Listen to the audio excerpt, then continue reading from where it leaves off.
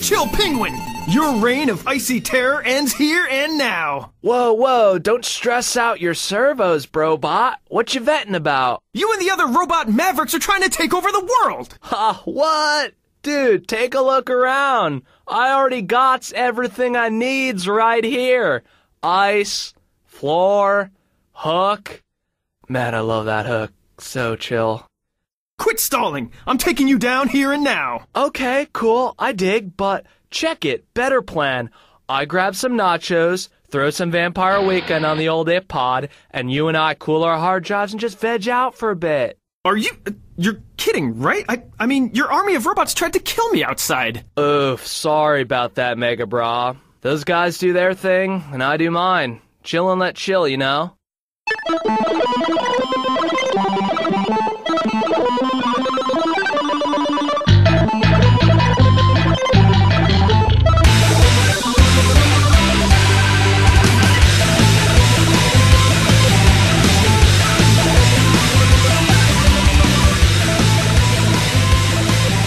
Hello and welcome to another episode of Rolling 20. We are the show that this weekend has seen more Deadpools than it can count.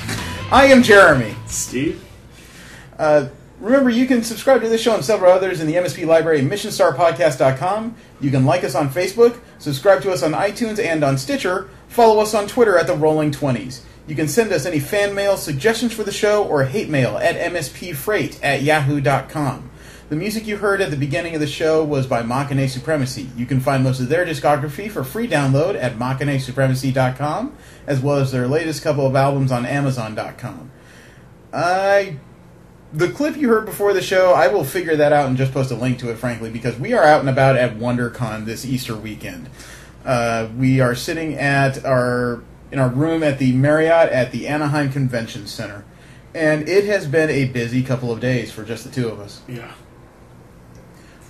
We have bounced around. We've bounced around all over the place, and I'm sure there's a lot of people right now who wish they were here. 3-day badges and Saturday-only badges sold out about a month ago. Does that sound about right? Yeah. Okay. There were still a couple badges available. The problem is they have no AdCon registration at this place. Yeah. One of the guys at work was like, "Oh, is WonderCon this weekend? You know, maybe I can go. I've got Friday free." And I was like, I don't know if they have any badges left, and they aren't selling them at the door. Yeah, last-minute decisions are not allowed here. Well, you usually start with an overall impression, but it's kind of hard to do because there's a lot of individual parts that make up this convention this year. Yeah, there was a lot of do. Mm-hmm. Now, I want to start with the elephant in the room, because you have not been here in 9 years. No, this location, no, yeah. Yeah, you have not been to the Anaheim Convention Center since Anime Expo 2006. Yep. So, do you have enough impressions to be able to tell me what you saw that was different from the last time you were here? They have made quite a few changes. The convention center itself seemed pretty much the same, Mm-hmm. but hotel-wise, it's a lot more modern. Definitely changed a lot of the decor. Changed the space outside the convention center. That's the most radical change, and that's something I don't think I really put into words last year because I didn't do any mobile podcasting at that point. They've raised about 3/4 of the street that cuts down this block, Convention Center Way. Not actually a street anymore. Yeah, it ends in a roundabout on both ends now. There is another roundabout at the other end of the convention center, but it's just big enough for cars to come into the block, come around, drop off people, and get the fuck out. Yeah. But now there's a roundabout that leads to the 2 hotels on the block. And after that, you have this long plaza that's been made to represent a river. Yeah. With fountains on both ends.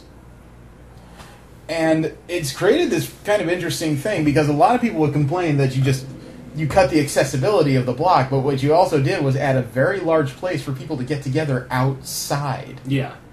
Especially the 2 fountains. Yeah. And it's almost amazing because there's, I want to say, either 10 or a dozen food trucks lined up end to end down this thing. Yeah, they really planned well for that. And they do brisk business. Yeah. You know how a lot of lineups for food trucks, or anybody that's been to a convention knows how food trucks are. Generally, there's an ugly line to get up there to order food, and then there's a gaggle of people waiting wherever they can find sunshade to get their food. Out there, however, it's even a little bit more organized because somebody brought wooden rails to keep the lines in order out there and keep clear partitions as to who's waiting at which truck. And at least the food truck that I went to had not necessarily a waitress, but a order taker to really kind of speed the process along, which is also helpful. Yeah. It's an interesting amount of organization for stuff going on outside. Yeah. And then I would say that the convention overall is an easygoing vibe, but that's not entirely true because there's a lot of quiet things happening to keep things partitioned. You actually cannot approach the convention center itself past the food trucks unless you have a badge. Right. They put up, I don't want to say fencing, but it's guardrails. Yeah. It's like old-fashioned wrestling guardrails, and then a few turnstiles with somebody that asks you, turn around your badge, I need to see your badge before you come through. So ghosting at this convention, almost impossible. Yeah. I mean, unless you're going to keep it to outside the convention center, hotels are still a viable place and so forth, but getting actually into the convention, pretty difficult. I don't know about the south end because not a lot of people wander down there where the other drop-off is. I didn't notice anybody on Friday down there checking for badges. I wasn't down there at all Saturday. Can't say. I can say the north end of the convention center, they did have more rails and another person checking for badges. They asked for mine on the way back in during a photo shoot. Yeah, it would make sense that they were doing something with the south end. Either that or just lock it. Yeah, and we were having this discussion at dinner, is that ghosting, although a lot of people see it as their privilege, or a lot of people see it as their right to ghost during a convention, to be able to take cosplay photos or be in cosplay groups and everything, but it's getting a lot harder. A lot of conventions in Southern California especially, all over California really, are just becoming jam-packed with individuals, and unfortunately, when you're trying to enforce a cap, the first people that need to be gotten rid of are ghosts in general. Well, if you're not paying to attend the convention, you're not part of the convention. Mm-hmm. It's just the unfortunate fact of the matter. I can understand their viewpoint of, hey, I want to attend this convention, I couldn't get in any other way. Yeah. But at the same time, if you're on convention property, you become their responsibility. Mm-hmm. And if you haven't paid, there's no reason for them to support you in that manner. Yeah. Now, let's get into the convention center itself, because I know you didn't notice a whole lot of changes other than some modernization. I think I have noticed a couple things that have changed. First of all, on the north end, there's that 2-story escalator that goes up. Yeah. I've noticed there's a staircase over there now, next to the escalator. I don't remember that existing before. It's possible that it didn't. I know there's the central one out in the middle of the convention center. That hasn't changed, but I don't remember an actual staircase over on that end prior. The problem is I'd have to dig through years' worth of photos to know what I'm talking about. Yeah, and it has been a number of years. I can't say that I was really that worried about stairs. Yeah. I was always taking the escalator as slow as it was. But the other thing I did remember is that was the only escalator for years. Yeah, there's another one now at the south end. Right, now they have 2. Yeah, so there's one going up both sides now. I've also noticed they've taken a lot of the monitors off the walls. Yeah, I don't know that those were necessary anyway. They were really interesting when we first came here for later anime expos in 2003. Yeah. And that, back in the day, was interesting because there just wasn't a lot of flat panel monitors, but I can see why they removed those, because technology is just taking leaps when it comes to that, and no matter what you do, whatever you put up there is going to be seen as antiquated in 6 months. Yeah. I'd like to see some more up there, but I can see feasibly why they're not doing it. Well, and again, unless you're trying to guide someone somewhere, I don't really know what needs to be up there. Yeah. Yeah, well, I mean, when it comes to signage, they could be necessary, but thankfully there was enough signage around, it wasn't too hard trying to find what I was trying to find. Right. Now, the overall vibe of this is very well managed. Registration is the usual Comic-Con style affair. Definitely. Fast! Definitely. I mean, the only reason we spent any time in line was just because we didn't want to spend extra time in line at the back of it. Right, yeah, we stood in line because we wanted to, really. Yeah, we didn't have anywhere else to be for an hour. And yeah, we only got there an hour before it opened, and the total time we spent in registration once it opened... Less than 10 minutes? Yeah, closer to 8 minutes. Yeah. And it was the same kind of thing that occurs at most Comic-Con events. You've got people that are processing badges so fast, you've always got a bank of people waving signs, hoping you'll come over quickly. Yeah. It's almost like they're having a competition with each other, like they have a quota or something. Yeah. The only bummer was that we couldn't find your printout with your barcode on it. Right. But even that was super simple because we immediately found somebody. He said, "Oh, you just need to go visit the help desk." The help desk was right there. He's like, unfortunately, you're going to have to fight upstream, but it really wasn't that big of a deal. And even then, they just took my ID, asked for my email address, and boom, I had my. And I didn't even have to go back to get into the line or anything. They just gave me the badge right there. Yeah, I mean, in my case, I had everything in the few minutes it took to get to the desk. She just took my paper, scanned it, and then all of a sudden she handed me, "Here's your badge. Go get your lanyards." Okay. That's it. I'm done. Yeah. Short and sweet. I out of all the conventions that I've gone to, I only did Comic-Con last year. That was my first time, and that was short and sweet. And now this is also run by Comic-Con, and short and sweet. I'm very impressed. I want to know if it's actually Comic-Con employees or if it's a specific company they're hiring. Either way, whoever it is deserves complete credit for this level of organization, because they made it very clear. Whichever one of Comic-Con shows you're going to, they don't want you to spend time maligning the fact that you're registering. They want you done and out. Yeah. Because after all, the more time you spend in registration lines, the less time you're spending in the dealer's hall, panels, doing other things, spending money in general. True. And with such an expedited process, you were in and out. I saw people immediately queuing up into line to go into the exhibit hall, but I don't even think that was necessary. Not very much. I mean, as soon as the doors are... okay, it is a little. I waited in that line this morning because I had nowhere else to be. I was there from 8 o'clock, so I was in the first 30 people waiting in line. Mm-hmm. And as soon as people register for Saturday, it started filing in behind us quickly. Okay, there was probably only in total, I'd say about 75 of us that had 3-day badges already in line.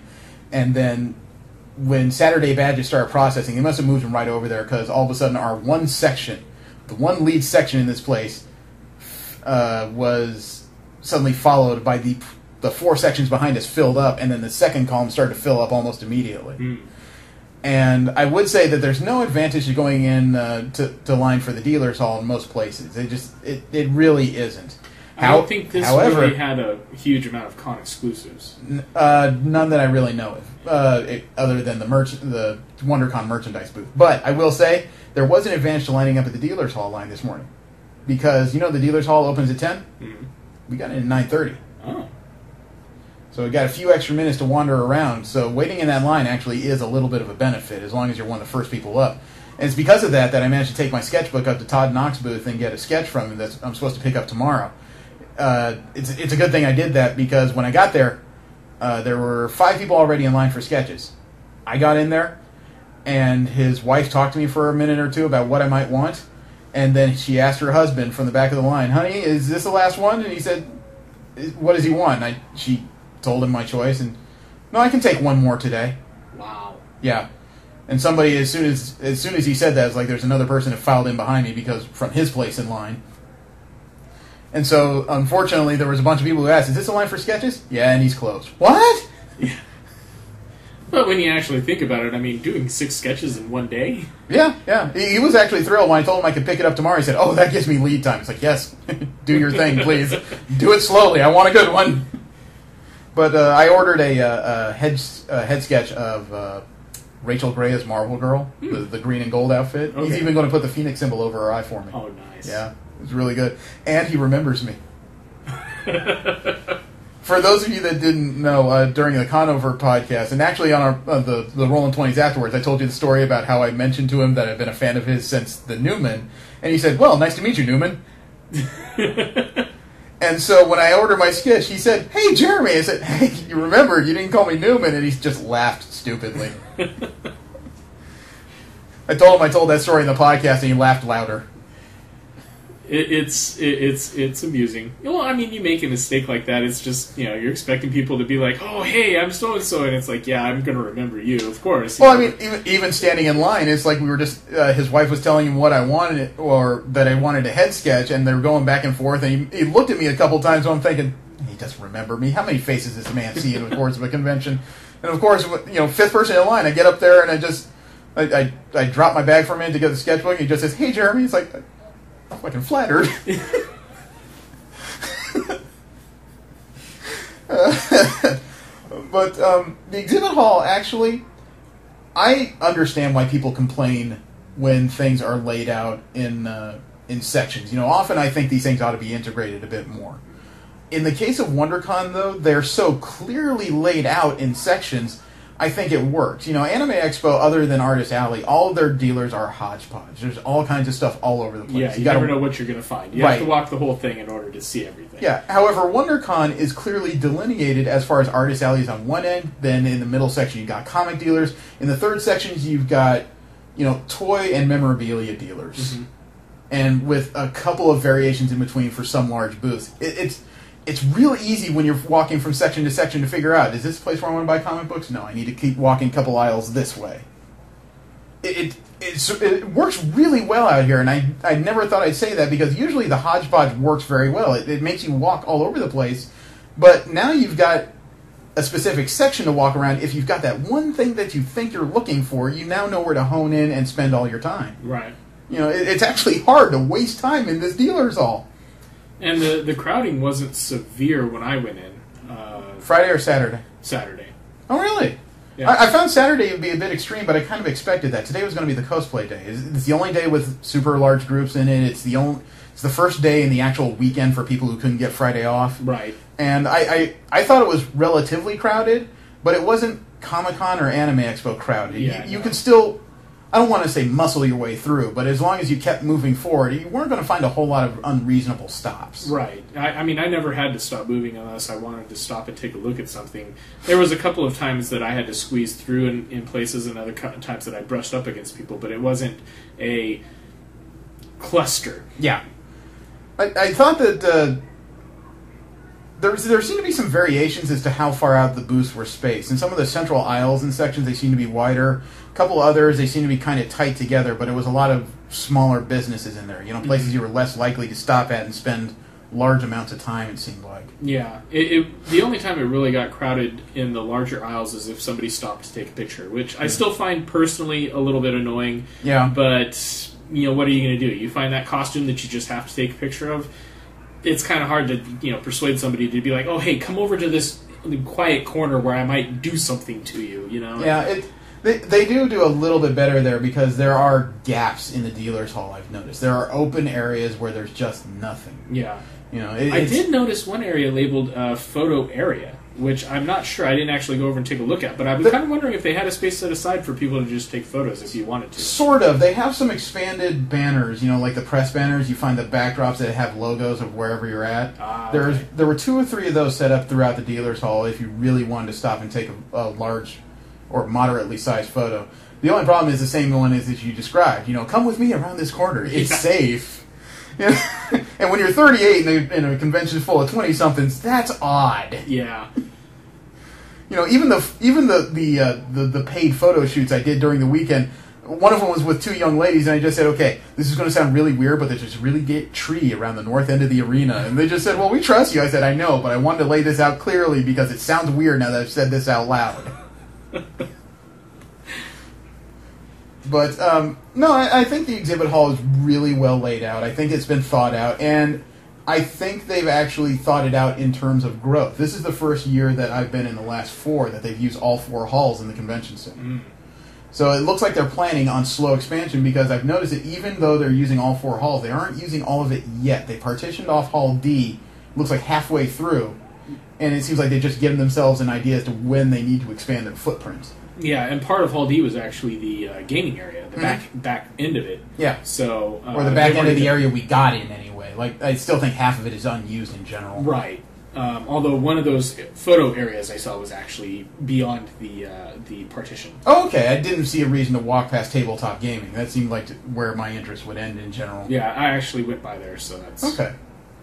Right, and I do love the fact that they've opened up not only multiple snack bars, but outside every group of snack bars, there's tables. Yes, actual places for you to sit down and eat, or just sit down and rest. They even put a couple of tables right before the gaming area for people to sit down and do stuff. Yeah, although there was also a little bit of a snack area right there too, so that's probably why. Well, yeah, but that's kind of the double-edged sword that Axe has built in its entertainment hall, in that. They put out a lot of tables for tabletop gaming, but they haven't put out a lot of tables for you to sit, so where else are you going to sit but tabletop gaming? Right. And you still had people sitting along the doors and walls and everything, but I don't know if that was actually approved or not. Normally, they don't like people gathering in front of emergency exits and so forth. Yeah. The staff is actually doing a good job of moving people around without being rude out here. Both WonderCon and ACC staff so far have been very kind in both their acceptance and denials of what you can do. Yeah, I actually had an experience today when I was going to a panel where a black staff member was accused of being a racist, because he asked a man to move away from a wall. That was his crime. Yeah. He asked a man to move from a wall, and therefore he was racist. Yeah. What was the race of the person hanging on the wall? White. Okay, fuck that. I felt ashamed. I personally felt... I was just like, really? Really? I was talking to the guy a little bit later on because he was actually watching the door, the panel I was going to go in later, and he's just like, that's the first time I've been called racist in my life. I was like, I don't know what to tell you, man. Even the security guys at the doors of this hotel, I went on the back end of the lobby a couple times because it's closer to the convention center. And as I was walking in with my camera bag, all of a sudden this wide Hispanic dude with sunglasses on black suit, he just says, "You got a camera? Dude, take my picture." He strikes a pose for me. And it's just, I'm okay. Well, you make me feel bad, bro. It's like, everybody seems to have a sense of humor about what's going on. It's not like, Anime California when the staff was calling people freaks and stuff. It seems like nobody cares. Yeah. Then again, these guys are outside Disneyland. They probably see people dressed up as weird shit all day. True enough. I mean, even the guy that was watching the street, because of the way that they have the walkways and everything between the two hotels now, they actually have a convention staff member watching those crossing areas and stopping traffic, if cars are coming through, which I thought was, really safety-minded and pretty cool. And, we were walking by with the food, and he's just like, oh, man, he shouldn't have. And I was like, hey, you want a fry? And he's like, no, it's cool. But, there was some good interactions there. Nobody was really uptight. Yeah. And any good panels? The one that stood out for me was wow, lost my train of thought. I thought for a minute you meant a World of Warcraft panel. No. It was for censorship. Overall, not specific to just comic books or to books or something like that, but just literally it was done by an organization whose name I can't remember off the top of my head, but it is actually licensed. They have membership fees and so forth, $30 for a year. They use those funds as well as corporate members and so on and so forth in order to fund legal representation, court cases, so on and so forth, as well as information campaigns, just to let people know what their rights are and everything, all for the purpose of defending the First Amendment and people's rights. And so the panel itself was going on about not just us in the U.S., but even highlighting some of what's going on around the world. Really? Did they talk about the new Japan rules on censorship at all? They didn't talk about that. They were more focused on what happened in Paris with the terrorist attack, as well as some things that are going on in South America, more as a sounding board for what the world is doing as far as censorship, but also just to kind of highlight how lucky we are that we have the First Amendment.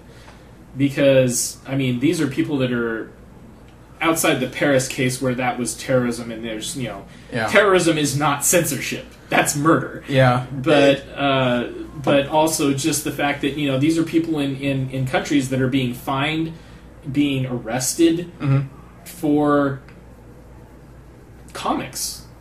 It's political satire and so forth, religious satire, whatever you want to call it, but these are people that are being arrested, fined, and jailed for something that we don't have to worry about because of our First Amendment rights. But at the same time, it becomes that much more important to make sure that we safeguard our First Amendment rights. So, I don't know. I found that panel pretty interesting. Yeah, I know you see me making a lot of sour faces and give me that expression like something's wrong. It's just because you went to something that sounds so socially and intellectually important. And my highlight panel of the weekend so far has been what Kotobukiya is releasing in the next 6 months.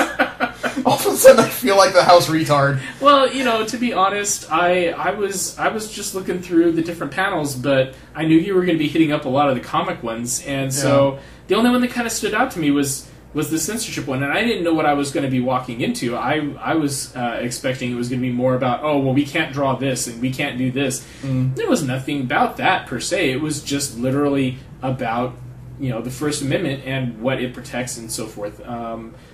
honestly, I should really look up the name of this organization. They had a booth downstairs as well in the convention hall, and it seems like they do some really quality work. So Okay. I definitely I'm looking into that. I may go ahead and pay the $30 and become a member. Nice.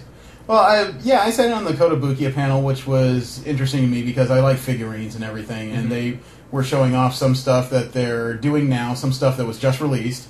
The Jubilee Bashoujo was just released, I think, about a month ago, and that's turning into a relatively hot commodity on the floor. I actually saw like 4 different booths carrying it, and it's only $50, Right. which is reasonable. In that line, they're also releasing the She-Hulk next, and then it's Wasp. That Wasp was actually pretty impressive from what I remember.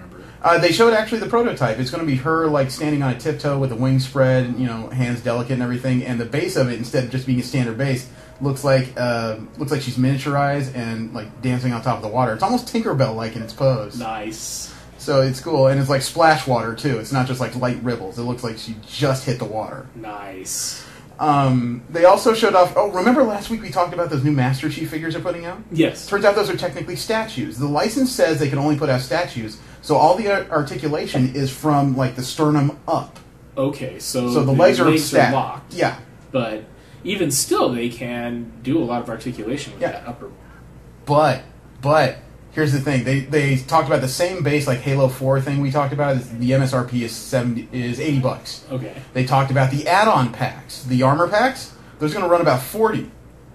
The thing is, though, they realized when they made it that some people may not want to start with the Halo 4 version of the Master Chief, so they're going to release a different version of the base model with no armor for $20 or $25. I'm having a little trouble remembering, but it's definitely starting at $20. Okay. So you can get the base model with the lock-in magnets and buy that for just $20, go and ahead then the armor and packs just for $45. Pre-plan it to Yeah. get the... Yeah, okay. And they're releasing a special later of the Halo Mjolnir 5 armor, the previous Master Chief, in blue, with the Halo 5, or the new Halo 5 like Ranger pack in red. Nice. Together. It's going to be an MSRP of $80 for the two together. Okay. So that I found that relatively interesting. They found out that they're going to release an Anna Williams, and they've already released Nina and Bashoujo line, so you can put those two together. And they have the license for more characters, but they wouldn't announce which ones. They opened it up for a Q&A, and a lot of people asked about specific series or specific characters they really wanted to see in particular lines. And when the guy got around to me, I asked a question that caused a lot of oohs and ahs, which really stunned me because I asked a straightforward question. I wanted to know if he could give us any hints about what exclusives are going to offer at Comic-Con. And that's the exact way I put it out. I wanted hints. I didn't want straight answers. But all of a sudden, half the crowd just went, ooh. I was like, did I break a code? What happened it's here? Probably just somebody's going, oh man, somebody has the balls to ask a question we wanted to, but we just figured it wouldn't fly. Yeah. And he gave hints. He said there's going to be 3 Comic-Con exclusives. One will be a Marvel. One will be a DC. That's all he told. And that's But frankly... that does leave a question, though. What would be the third? I'm assuming it would be game-related at that point. Maybe, but they have a lot of licenses, including like Attack on Titan at this point. This is true. And, when they say that one's going to be a Marvel, one's going to be a DC, I'm guessing it's going to be similar to last year and the Psylocke that came in classic colors instead of the X-Force colors they originally sold it in. I'm guessing it's going to be a palette swap again. It's like the Harley Quinn they did 2 years ago was their Harley Quinn Bashoujo, except they changed the color of the hammer to all gold and they added a head that had pigtails instead of the jester hat she wore. Okay. So it's definitely going to be a palette swap because, as the man put it, giving new colors to something is relatively simple when you're in a production line. Having to use machine tools to alter the figure is the expensive part. So right. I'm guessing we're going to get another palette swap, which, depending on the character, not bad news. No. It's perfectly reasonable. I mean, this is a con exclusive, but you don't have to go out of your way to make it that unique. Yeah. Although it does mean they'll be able to charge about $20 to $30 above the baseline and make a ton of money out of it just for changing $5 in paint. Yeah, if that. Yeah. But a lot of interesting information came out of that. They even announced a new line of statues they're doing based on 80 Graynov designs of the current versions of Wolverine, Cyclops, the White Queen, Magic, Magneto, and Rogue. Huh. Well, there's not really a current version of Wolverine. It was his last armored version, Okay. the post-healing factor, one that's never come out. And they already have the Cyclops in prototype form. They showed a picture. Nice. So I'm Unfortunately, I'm a huge X-Men mark, and the current Uncannies were just enough of a dysfunctional team. I find them all very compelling. And the MSRPs on those are Artifact statues, 80. So reasonable. Reasonable. My God, we're nerding up here. What do you think of cosplay? What do you think of cosplay here? Honestly, just comparing it to other conventions I've been to, Friday was pretty toned down. But again, I don't think the full range of the crowd was here since, Friday is technically still a work day for a lot of people. Well, anybody who isn't in school. Well, that as well, although Yeah. I think this is spring break for most people. In this area, yes, but I've found that it does vary a little bit within a 1 to 2 week period of most of California. Yeah. So, Friday, a little more toned down. Today, a lot of people. Oh my God, it was amazing. A lot of groups. Yeah, if anybody follows the Mission Start podcast Instagram, I posted large group photos from the Marvel and DC gatherings today. Tremendous amounts of people. Yeah, oh man, and I saw that Apocalypse again. Oh, did you? I never saw him. Oh yeah, no, but I didn't see him in any of the groups, but he was in the dealer's hall. Mm-hmm. Yeah, and he was posing for pictures with the Apocalypse Jr. Yeah. He's in the suit with the grin and all that. Yeah. So he was posing, and I don't know if he was traveling with the guy, but he sat there and he stood over the top of him with his arm raised up, big his gun. fist, yeah. And he's just sitting there and he's doing this pose right in front of it. It would look like a really awesome picture. That was one of the groups that I had to kind of stop and wait for, but I wasn't too disappointed with that one. I always like variations that people come up with, or they try the harder characters. I saw a pair of people walking around as the AVX Phoenix versions of Cyclops and Emma Frost. Oh, wow. And they were really nice people to talk to. I saw 2 different Iron Fists here this year, which is kind of rare. I saw Harley Quinn on roller skates. Roller derby Yes. Harley Quinn. Yes, I actually saw her standing in line on Friday. Yeah, she was skating in front of me as I was headed somewhere, and I was trying to figure out how to get her attention because I don't want to rush in front of her while she's skating around trying to get from A to B. I don't want to just yell at her. So finally, there I am 3 steps behind her who just said, "Roller Harley," and she just kind of spins around and is just, "Can I take a picture?" I said, "Yeah." You didn't know the right way to ask stop. So she was funny about it. I saw a really amazing Zelda, Ganondorf, and Sheik. Yeah? Yeah, the only one they were missing was Link. But Nice. amazing costume. Yeah, there was a bunch of nice cosplayers out here, and there were some people that were showing real ingenuity. There was one guy who was at the Marvel gathering. He was not dressed in costume. He had a 90s Cyclops puppet. Interesting. Yeah, and of course there was a mess of Deadpools, and I'm starting to really get over that. It's starting to hit my my annoyance button about the same way Homestuck does these days. Yeah, honestly though, I do like...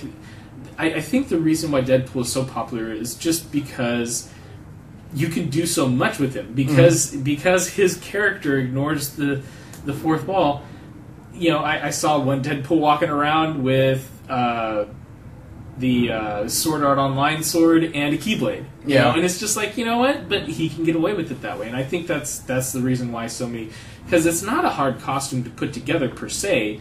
And it's really easy to differentiate yourself from everybody else by just what accessories you're carrying. Yeah. It's a personal beef. I'm not trying to say that all Deadpoolers are evil. It's just... I get tired of the groups when suddenly, like, a small group of them photobomb every single gathering going on, and it gets obnoxious. Although that was a funny photobomb I saw today as well. While I was walking through the dealer's hall, they had I don't watch the show, but the Game of Thrones, they had 3 characters.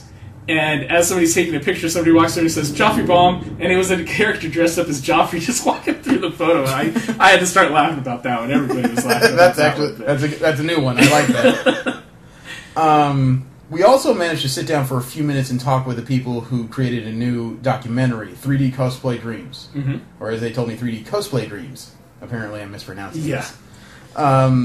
But it was an interesting conversation, and we'll let you guys listen into it for a few minutes. We spent about 20 minutes with them, just under, and we actually found out some interesting details about how they put it together and how they chased this down. Yeah, especially, I mean, as they put it, it's not all planning. It was a great deal of luck as well. Yeah. So, I give them full kudos, though, because they really stuck with it.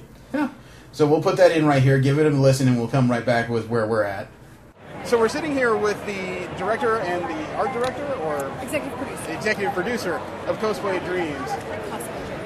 Cosplay Dreams 3D. I've never been corrected so many times in 30 seconds. This is awesome. Get used to it.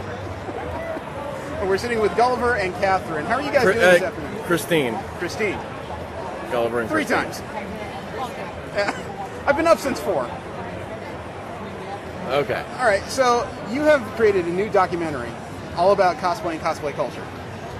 Now, I sat in on a few minutes of what you guys did at Kamikaze, and my first curiosity is, how did you select the people that you had as stars is the wrong word, subjects in your documentary? Well, that, each one of the, I guess you could say, stars of the film, we were introduced to in vastly different ways.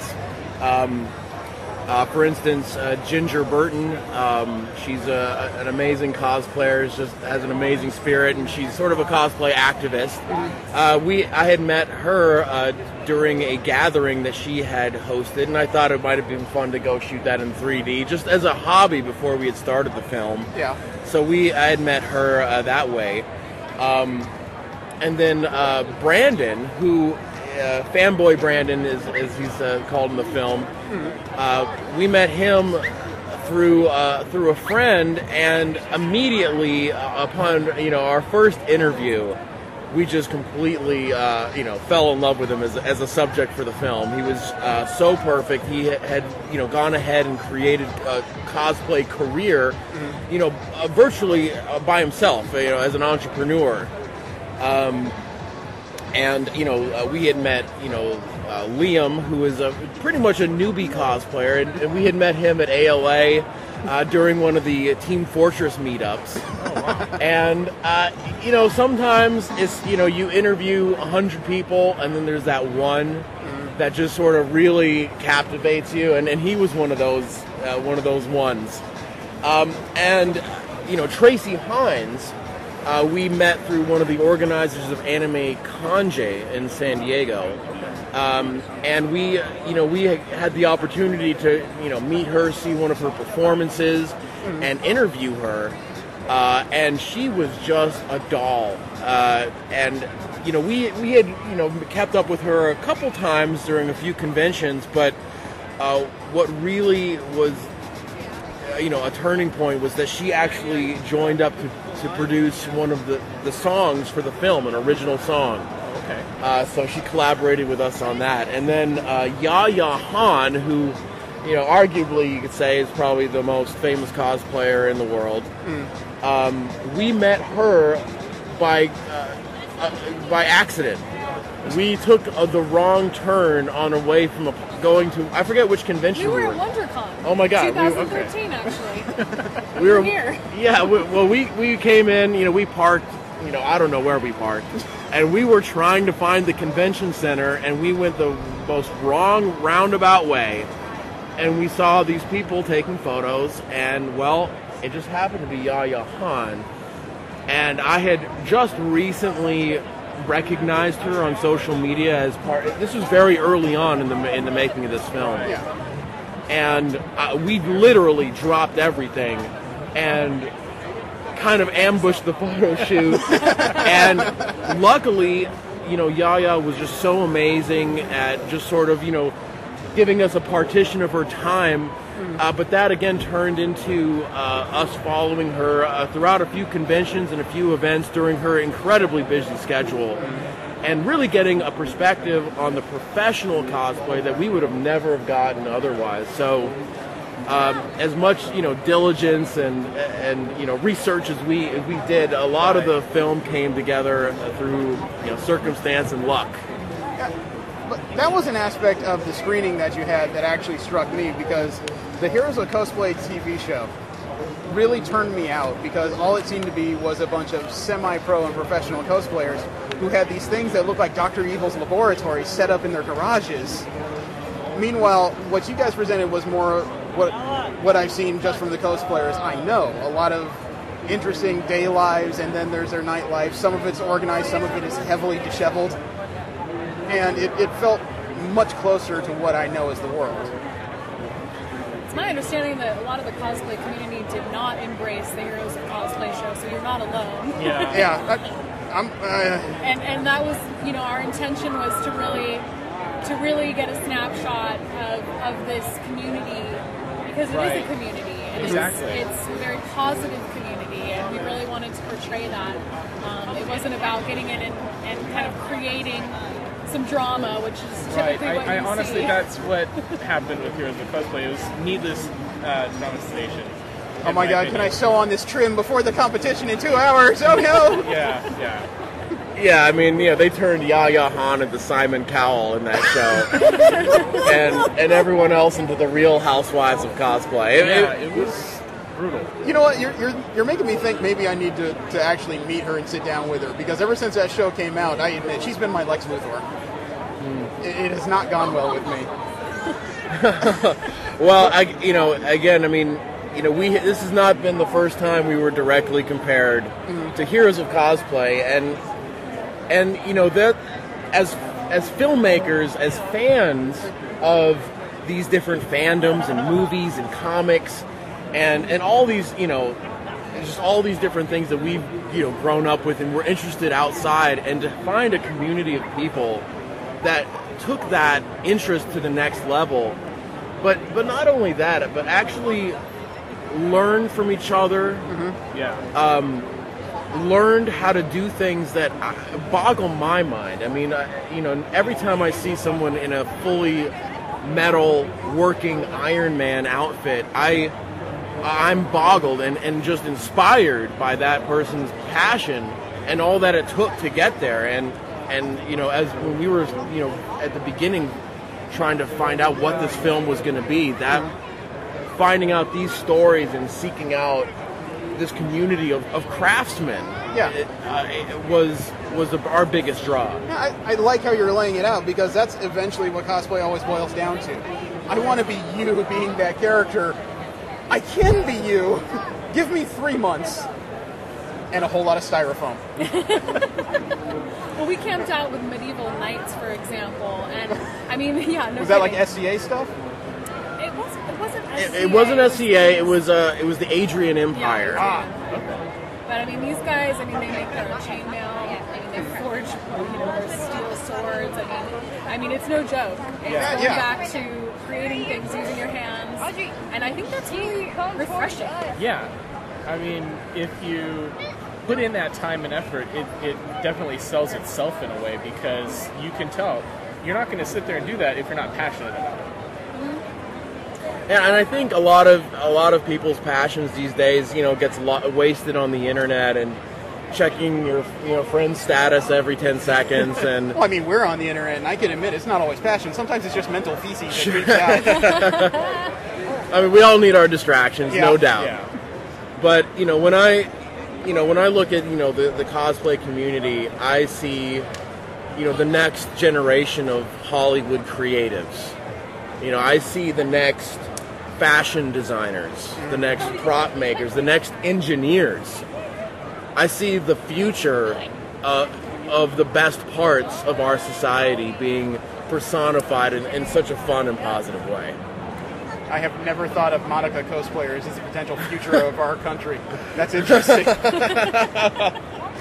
Now, what was the genesis of this project? I'm sure there's a bunch of people who said they want to make a movie about X, Y, or Z, but you went through with it.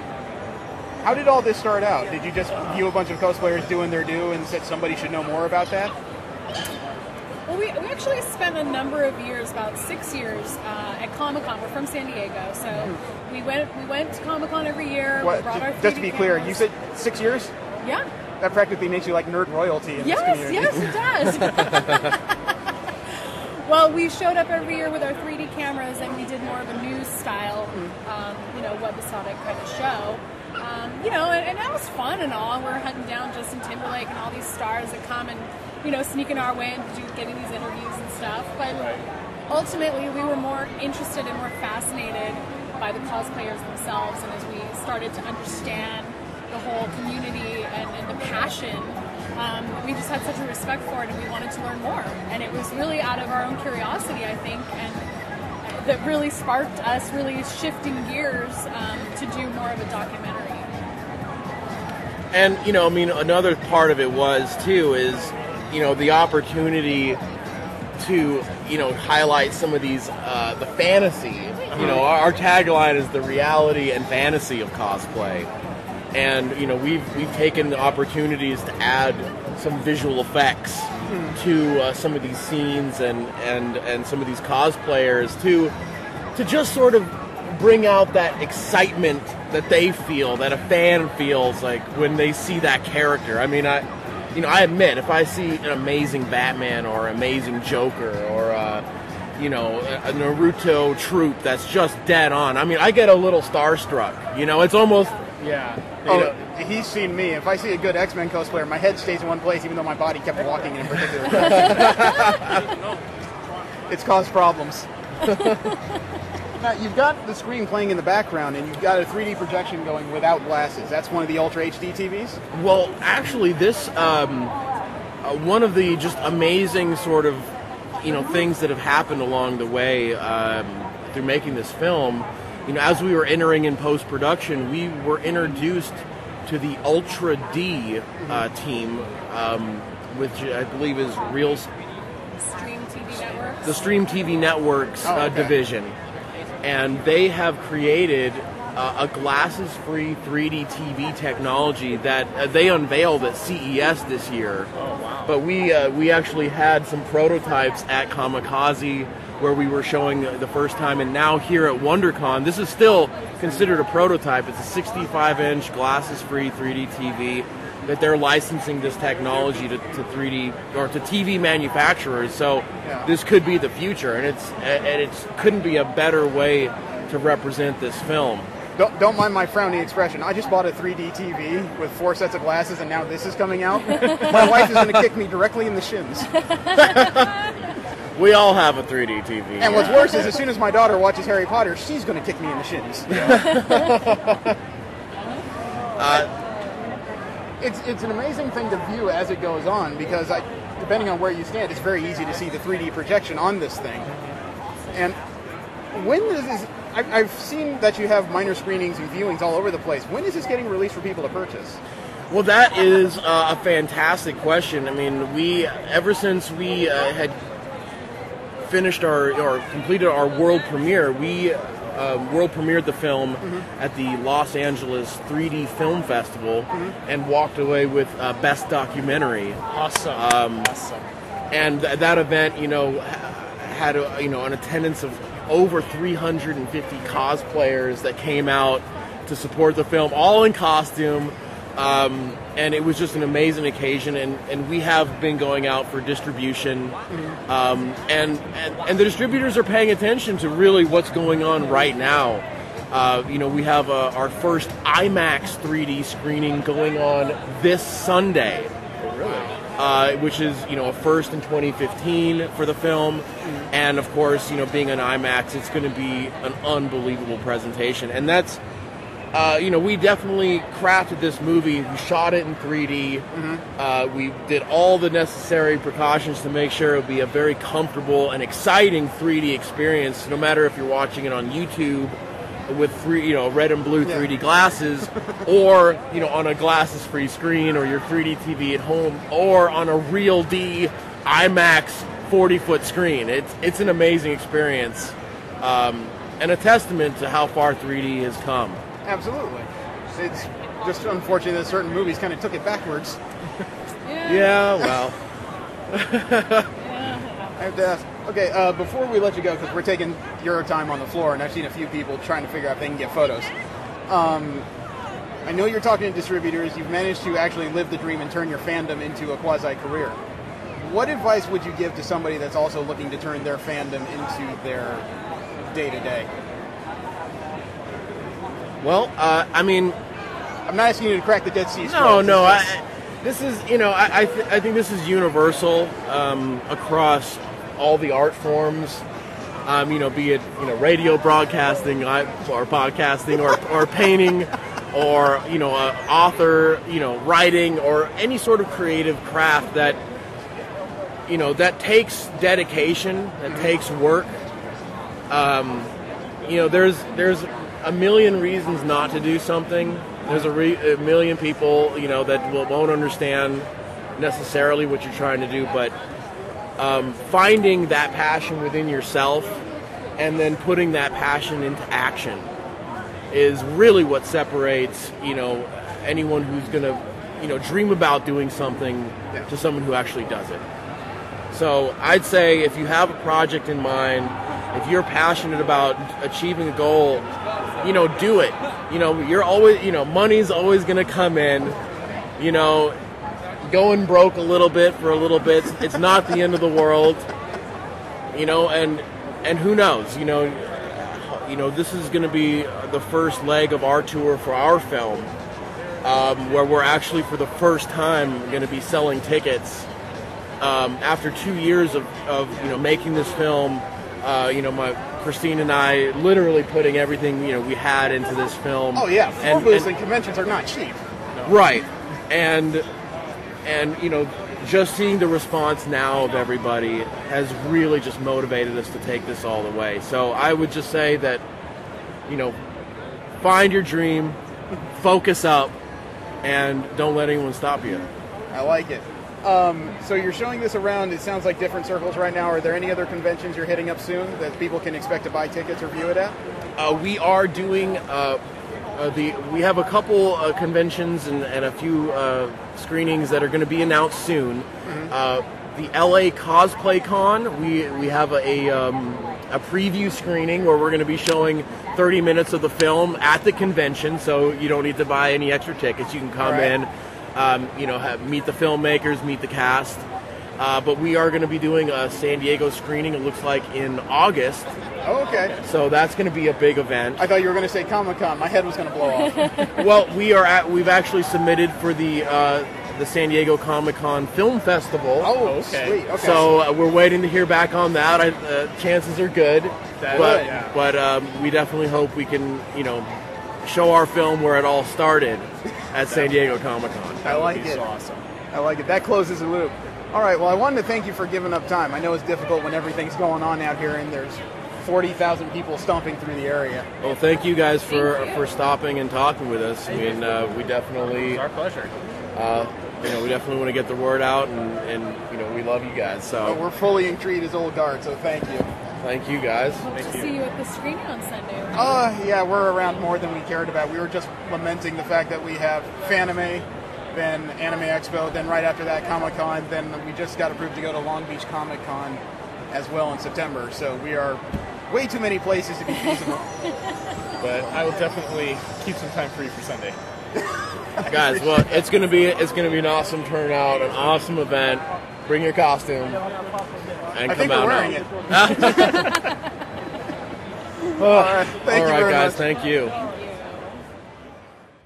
Okay, so now that that's over, I actually enjoy the general vibe around here, even though it's a Comic-Con show, which is more usually trade show than convention. Right. This feels more like a fan event. There's a lot more fan panels at this one. Not in the main building. They're at the Marriott, but that's crossing a street here, so that's not hard to get to. And it feels more accessible for the average person to just get in, mess around, get their feet into comic books or whatever other fandoms they have. Yeah, it's I won't say it's a lot less organized, but it's a lot. I would say it is a lot less organized than Comic-Con, but only because it's much smaller scale. Right, they don't need as much organization, but at the same time, it does feel a little bit more open, a little bit freer.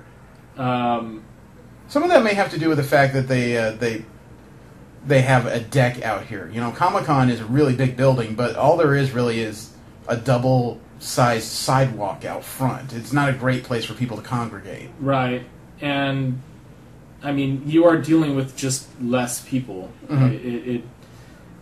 It does have that ability to accommodate the people that we're dealing with without, getting the huge crowds where it's like, even walking outside the convention, you're almost walking in a line. Yeah, and the cosplay here is much denser than at Comic-Con. Yeah, although I sometimes wonder if that's just due to population density as well. I don't think it's due to population density. I think it's the difference in the shows. Comic-Con, like we said, is much more of a trade show. Most of the people there aren't going to congregate with fans. They're going to get convention exclusives. They're going to get signatures. They're going to hobnob with their stars for a little while. A lot of them are going to try and beat other people to Twitter to post the same thing that 10 other people already have. Right. Around here, it's not as much exclusives, not as, if any at all, not as many new bits of news people might not have heard before. It's much more of a place for fans to get together and just be fans for a little while. Yeah, and there's... Yeah. I can see you searching for a word there. Yeah, it's...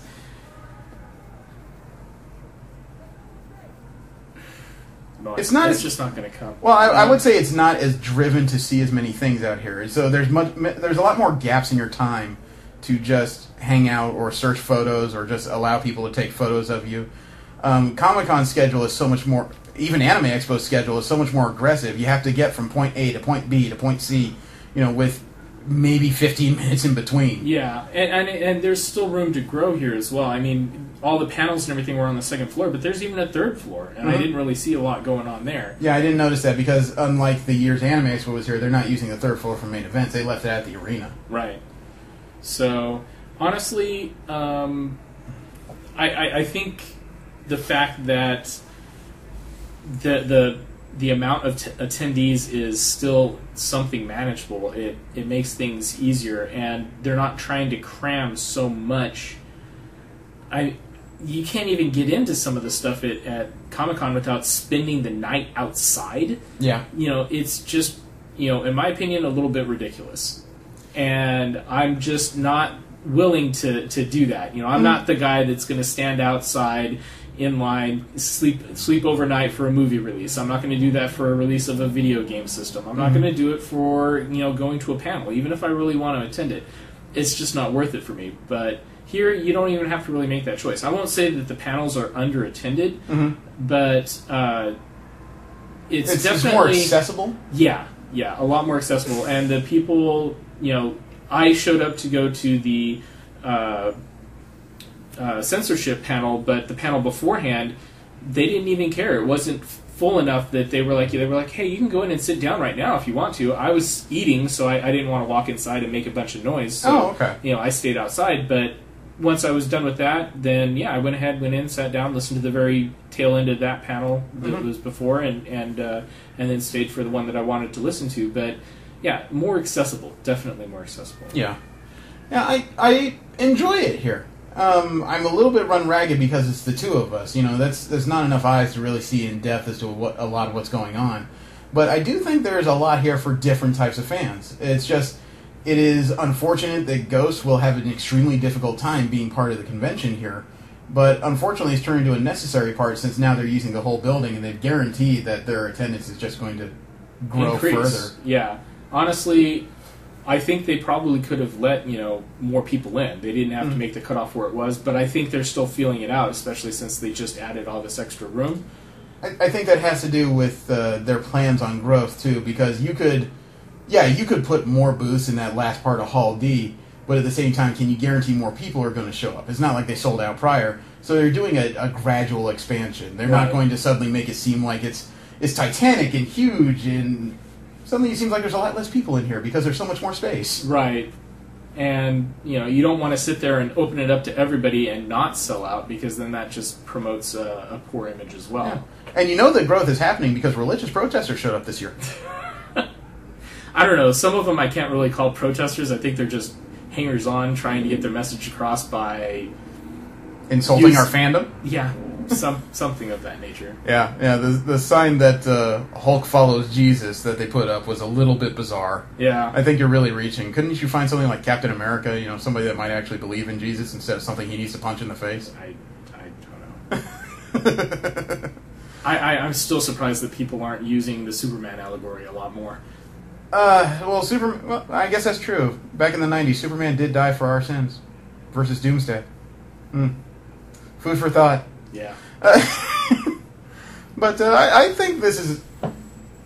It's a little crowded, but I think this is a successful con so far. Definitely. I would have no issues coming back again. This has been fun.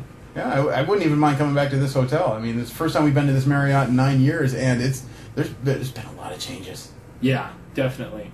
Actually, I don't think we've stayed in the Marriott since '99. Actually, I think we spent most of the Anaheim years across the street at the Hilton. True.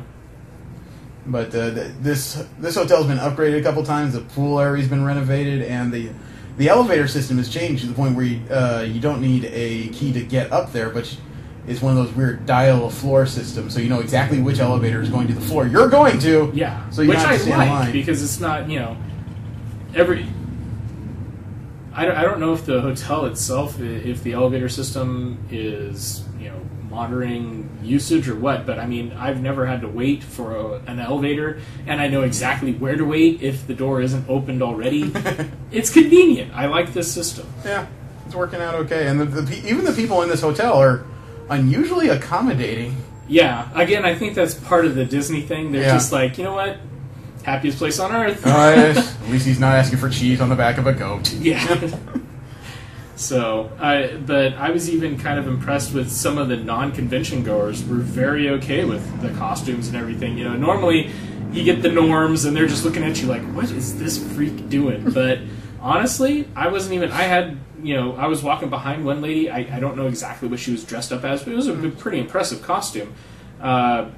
Even had the glass ball propped and so forth. And this family walking by just stops her. Hey, what are you dressed as? And I think she said she was from something from X-Men or something like that. And the mother's just like, oh, yeah, okay. And, they continue on their way out. It was like... Well, part of that may have to do with the vibe, because this is one of those few areas where no matter what you're doing around here, you're going to be spending some money. Whether you're at the convention or you're going to see Mouseland across the street, you already know you're spending money. So I think when people are a little looser when it comes to the purse strings, they get a little more accepting as to what's going on around them.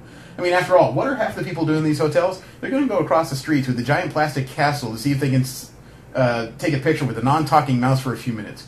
Which is better? You want to spend $100 to get into the Mouseland to take one picture with Mouse. You want to spend $50 to get in here and take a picture with a bunch of different people who will be more than accommodating and give you a conversation. Yeah, I don't know. I mean, to each their own. There are rides in Mouseland as well. But although we had that, I did have a conversation with Anthony before I got here, because I told him maybe some people while they're at WonderCon will go to Disneyland. He said, "Why would you spend money to go to Disneyland if you're already at a convention?" Well, think about it. You're already at a convention. If you're really that bored, you can go across the street and spend $100 to get into Disneyland, or you can spend $100 in the dealer's hall to maybe get that limited edition thing you were missing. Kind of a toss-up depending on how your day is going. Yeah. So, I mean, when you're at a convention, Disneyland is not a stretch. Yeah, I mean, if you're already planning on dropping some money, then dropping some money in Disneyland it doesn't... Maybe you're not finding things that you want. Or if you're not an extreme cosplayer and you're bored, I mean, all you're doing is trading a figurine for a day at the Mouse. Yeah. One figurine is all it would take. You don't even have to change out of your costume. Not technically. There's a lot of things they will allow in there. In general, I know that costumes are not usually allowed to Disneyland unless they're kids. Right. But they do have specific days where you can get in costume with a couple caveats and rules. No ultra-violent stuff, nothing that has to do with blood, no masks. That actually makes sense, no masks. Yeah. But it's their rules, and nothing that resembles a weapon. But, there's a lot of X-Men who go in technically unarmed. Yeah. So, it sounds ridiculous to say, let's go to Disneyland instead, but when you put a little thought into it, it's not that much of a stretch. Yeah, it depends on what day you want to go, too. I mean, if you that would be a hell of a way. Sunday? Sunday would be a hell of a way to finish off a weekend. Yeah. Especially if we had enough time to stay the day after like we usually do. That would actually be a fun way to finish off things. But unfortunately, I know if I did that right now, I would probably be a little depressed because my kids and my wife aren't around right now. So I would not be the most fun. Unfortunately, I might hang on to the other people I go with a little too much. Yeah. Well, to be honest, if I did go, it'd be pretty much my 20th year anniversary of the last time I've been to Disneyland. But we got that New Year's coming. Yeah, we got the New Year's coming, so I'm covered. All right. So I think we got enough chatter right now to fill up a decent-sized podcast, but we still have to save some stuff because Anthony's going to ask. Obviously. We got to do the con over. Yeah. But I have a feeling there's something we're missing because, tomorrow we have the actual screening of 3D Cosplay Dreams. Right, which I'm really looking forward to. A movie that won the award for Best 3D Film at the LA Film Festival. So this ought to be interesting. Definitely. I mean, I wasn't really sure exactly what they were doing when we went to go interview them, but just watching the process is pretty cool. Mm-hmm. So I'm actually going to look up our picture that we got taken of us on Facebook. I forgot to do that. And the director and his wife are they're super friendly. Yeah. They're just fans like everybody else, really. So it's not like they're exploiting fandom for business. They're just doing stuff. Yeah. So this ought to be groovy. I'm looking forward to see what they put together. Yeah. Although I hope they're using the more modern 3D technology, because that red and blue glasses thing gives me a headache. Yeah, well, I mean, they did have that prototype of the non-3D glasses television at their booth area. Yeah. So This ought to be interesting. Yeah. I'm looking forward to it. All right, so I think we got about enough, and next week, that's right, next week we're talking Deviate. Yep. Oh, I'm looking forward to that. I haven't read the issues yet, but I'm curious. After Gen 13 held up as well as it did, I'm curious to go into Deviate and see how well that did, too. Yeah, that was much darker. I think it'll hold up just as well. Yeah, probably, but won't know until we get there. Yep. All right, so thank you. I want to invite you to roll with us again next week when we talk Deviate, and we'll have Jesse and V back on Skype. So thank you very much. Have a great weekend. I am Jeremy. Steve? Don't jerk and drive, and enjoy your weekends at Comic-Con and whatever conventions you got upcoming. Have a great one.